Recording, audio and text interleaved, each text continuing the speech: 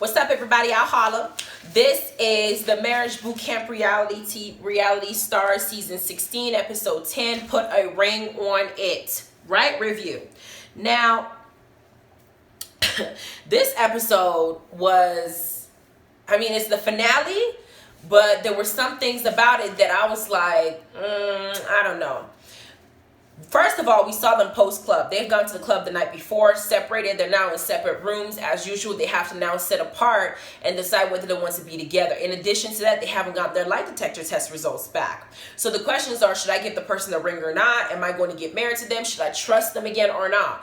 Now, we all know that Jocelyn was talking out her mouth to Michelle last episode, really being a bitch because she feels like Michelle ain't got a backbone. Michelle has matured over time because she'd been with Dr. Dre, and what happened in the relationship, she even dated Suge Knight. So she has to build a lot of patience and learn a lot through life to deal with Jocelyn. But Jocelyn trusts. If she dated those two men, she can take you, boo. Then we got the lie detector test results coming out. Shaunie and CeeLo go first. The question that I felt was more important that they asked is, do you want to permanently be with each other, to CeeLo? CeeLo said yes. No deception was indicated. But after 8 years of being together, Shaunie now wants a marriage. I don't know whether, when you're comfortable and you haven't gone for marriage and you've been together for 8 years, I don't know whether it's better to go in and actually get married or just leave things where they are if it ain't broke. I think it depends on the situation, but that's just my take on it. Jocelyn and Ballistic are next. They asked Jocelyn, because of her marriage timeline, is she really going to leave Ballistic if he doesn't propose by the May date that she wants? She says yes, and she told the truth. Then they asked Ballistic, do you want to marry Jocelyn? And he said yes, but it was deception indicated. And I feel like he told the truth. I'm sorry, he told a lie, because I feel like Jocelyn is pushing him to propose, but that's her focus. But I don't think she's necessarily made the changes to be an actual wife or the wife that he needs. And in some ways, I don't know if it would be smarter for him to propose and then she never changed because she thinks she's doing everything right, and then it doesn't work out. Then we got Michelle and Stu. They asked Stu if he was in love with Michelle the first month they met. He said yes, and deception was indicated, which I didn't need the lie detector test to tell me. Who the hell falls in love with somebody in the first month? That's bull. What you do is you fall in lust the first month. Not love, lust. Let's not confuse the two. Then they asked Michelle, is Michelle romantically in love with Stu? Hell no, she's not in love with that man. The type of people she's used to being in a relationship with, long relationship with, are people who are hardcore gutter dudes, like straight from like thug life. Like, those are the type of dudes that she's used to. Stu does not scream that at all. So for her to really take him seriously when he's completely opposite of what she's used to, I don't feel like she even knows what she wants right now or how to even interact in that type of relationship. On the other hand, Stu talks too much, and I don't know. It's just their mix just cracks me up. But Styles and Adjua go up, and they ask Styles, were you in love with your hoe that you cheated on me with? And they give her, Adjua, the envelope saying that you can open it whenever you want to, but y'all been together for 25 years. This affair was 10 years ago. It may not be as serious to you. You can choose to look at it or not. At this point, we know that there are 4 people who were deceptive on their tests. But we already know that Michelle and Stu were deceptive. We know Ballistic was deceptive. We need a 4th, right? Then they asked Adjua, do you blame Styles for your daughter's death? Adjua said no, and she told the truth. And I was very happy because that could put a really big strain if you blame your husband for your child's death that you both have. That's just crazy. Then Choses and Bianca are up, and they asked Choses, are you emotionally involved with your real girlfriend? He says yes, truthfully, and that was the truth. And I'm looking at Bianca like, Bianca, how dumb do you look? Because her response is, we already know that. That's why we're working on it. This fool just says that he's emotionally involved with somebody else and he's in marriage boot camp for marriage purposes. How are you going to get him to marry you if he has emotional feelings for somebody else? You going to be his are you guys going to be sister wives then? Is that it? Then they asked Bianca, were you pregnant by another man in this year? Bianca said for the answer, they give Choses an envelope saying if he wants to know the truth or not, he has the option of opening it. Choses makes a good point in his confessional saying that because there are 4 deceptive people, 3 already been exposed. The 4th one can either be Styles or Bianca. If he opens his envelope and find out that Bianca's telling the truth, that means that Styles told a lie, and it could affect Adjua's decision and what she chooses to do when it's time to give the ring, right? So he's thinking maybe I shouldn't open this envelope. Bianca's impatient ass because now she's been put on the spot and embarrassed in front of everybody else. Basically, when Chosen's admitted that he had feelings for somebody else, she's embarrassed. And so she starts nitpicking and picking a fight, trying to snatch the envelope for him to just vindicate herself, right? Chosen doesn't want to give it to her. She tries aggression. And instead of her just calming herself down, she decides to put her hands on him. Now, y'all remember the first episode, Chosen said that that's the problem they have in their relationship because she keeps putting her hands on him. This is the problem with a lot of people.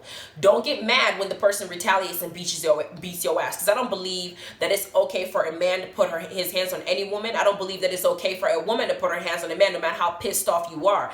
Because we all know that Chosen, if you wanted to, can beat up Bianca. So why are you hitting him like he can't beat your ass? But he's choosing to exercise, restraint. But that don't mean he wants you to keep putting your hands on him. What kind of crazy mess is that? But she did, and she ends up ripping the envelope off his hand, and Stu and Michelet end up getting the results while they're over there arguing. While they're arguing, because Bianca's now insecure because she looks stupid, like I said, and freaking Joseph's looking at her like, Bianca's like, why didn't you tell me? Because I feel like I'm wasting my time. Joseph's had the audacity to tell her, you are wasting your motherfucking time. Because he already knows in the back of his head he's going to go back to his other girl. His real girlfriend. The white girl she said that he left her for. Then Stu and Michelet read the results out loud, and we find that Bianca told her truth that she was not pregnant by another man. And this whole time she was panicking for no reason because she just felt insecure that might be another reason for him to leave her, aside from the fact that he likes somebody else. Bianca's just making excuses up for herself in her head to make her feel better. Because she's like, well, when we fight, when we leave, he calls me or I call him and we decide to meet up and it's just a cycle goes. But either way, he loves me and I love him and we're going to make it work. Dumb. Then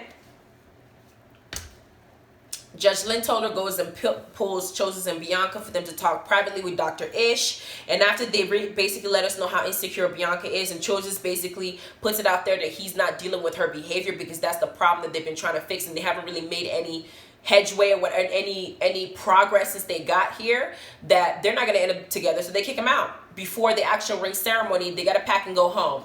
Dr. Ish is trying to give Bianca perspective, saying that she needs to move on with her life. And she's out here saying, well, he never said he didn't love me. And Chosen in the background said, I never said that too. But you also are emotionally involved with somebody else. You can't want us both. Like, what the hell? Bianca's dumb. I feel like she's 29 chasing after a 23-year-old boy. By the time he gets to 30, 35, he's going to choose somebody who's younger than him, and she's going to be out there looking stupid. That's what I feel.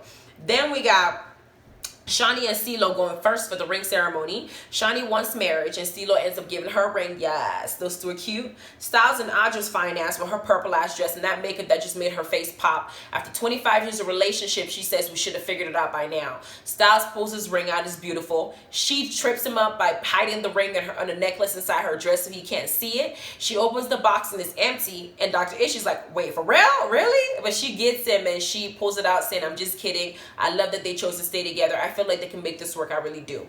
Then we got Jocelyn and Ballistic come up. Ballistic doesn't want his relationship to be a battlefield with Jocelyn because Jocelyn doesn't know how to, not fight with respect. She doesn't know how to fight in a healthy way. She's used to fighting in a toxic environment, and that's not the type of relationship he wants, and that's not who he wants to build a family with. But after he gives his speech, Jocelyn shows her ring, then he gets on one knee and proposes to her, and they're officially engaged, and she says her wedding will be December 25th of this year. Then Stu and Michelet, Stu and Michelet did come first before Jocelyn. Stu had his ring ready to give to Michelet. Michelet had an empty box, and she can even look him in the eye. And after she realizes Stu wants to stay and gives her the ring, she says she changed her mind and pulls the ring out of her boob, and we're looking at her like, this ain't real. Y'all can't be together. You don't love him. He can't be the person that you want for him to be. He's not, ratchet or crazy or, any of that type of toxic relationship you used to. He can't provide that for you. Michelet said she had a change of heart, that while she was upstairs, she felt like she was going to lose him and she felt something and she wants to make it work.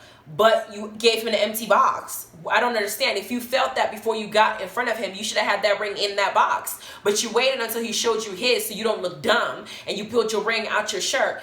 This relationship is a damn game. And I was just as shocked as Dr. Ish. Like, what the hell are y'all doing?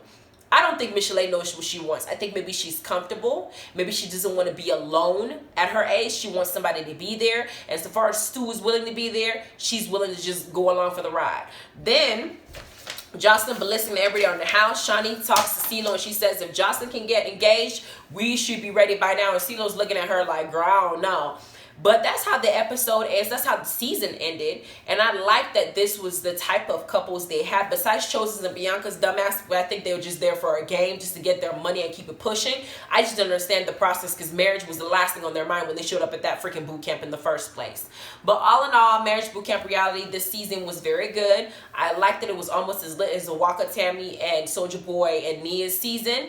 And, you know, Fizz and Tiffany's fake relationship thing going on. But it was cool. Anyway, let me know what y'all think below. If y'all liked how the season ended, if y'all like how the relationships even ended, if some people weren't even supposed to be together, who you think should have been together and who you think should not, and tell me why. Because I'm thinking Stu and Michelle should never be together because that's just dumb. All right? Love y'all. Bye.